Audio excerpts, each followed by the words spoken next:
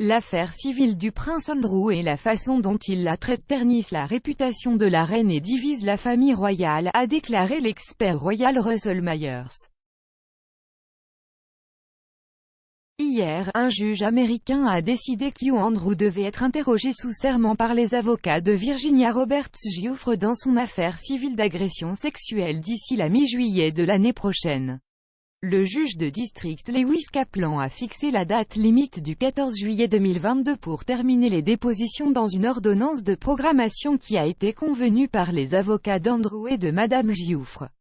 La date limite fixée signifie que l'interrogatoire d'Andrew pourrait entrer en conflit avec les célébrations du jubilé de platine de la reine. Andrew a été accusé par Madame Giuffre de l'avoir agressée sexuellement alors qu'elle avait 17 ans, bien que le roi ait fermement nié les allégations. Le prince avait nié avec véhémence ces affirmations, déclarant à Newsnight en 2019 « Cela ne s'est pas produit, je peux absolument vous dire catégoriquement que cela ne s'est jamais produit. Je n'ai aucun souvenir d'avoir jamais rencontré cette dame, aucun du tout. »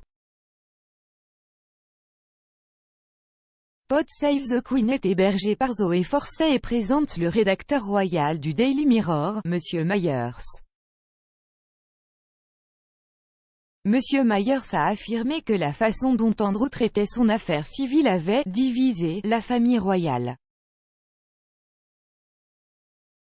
L'expert royal a également affirmé que certains membres de la famille royale pensaient que les gros titres des problèmes juridiques d'Andrew ternissaient la réputation de la reine.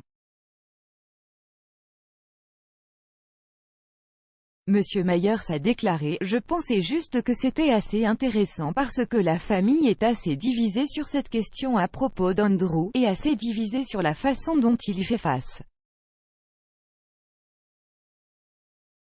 J'avais certainement cru comprendre que d'autres membres supérieurs de la famille royale faisaient vraiment pression, en privé sur Andrew pour mettre de l'ordre dans ses affaires.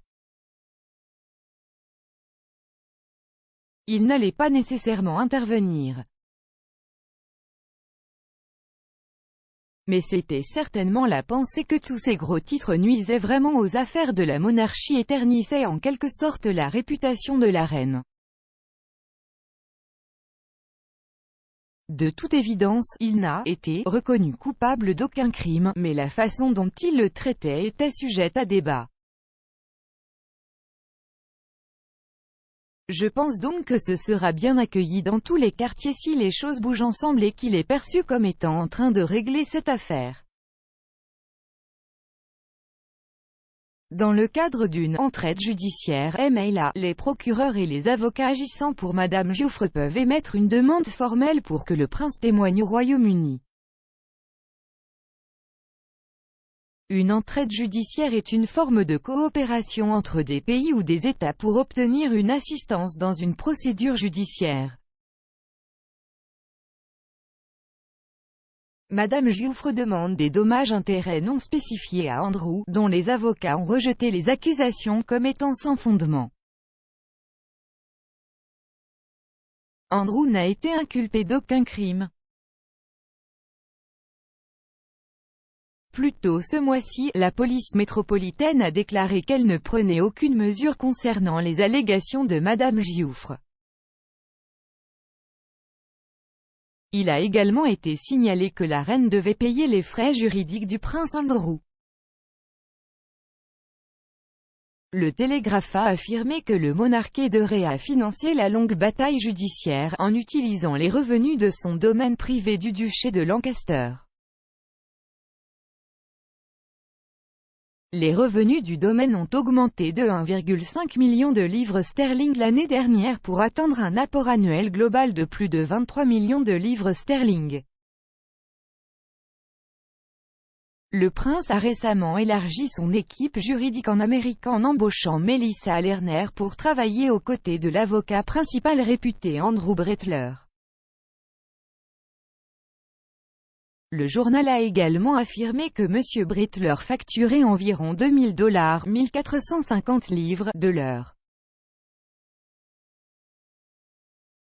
Le duc de York doit également payer son équipe juridique britannique dirigée par l'avocat de la défense pénale Gary Bloxham.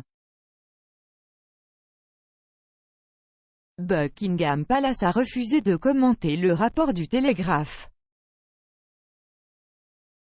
Pour vous abonner à Pod Save the Queen, rendez-vous sur votre fournisseur de podcast habituel.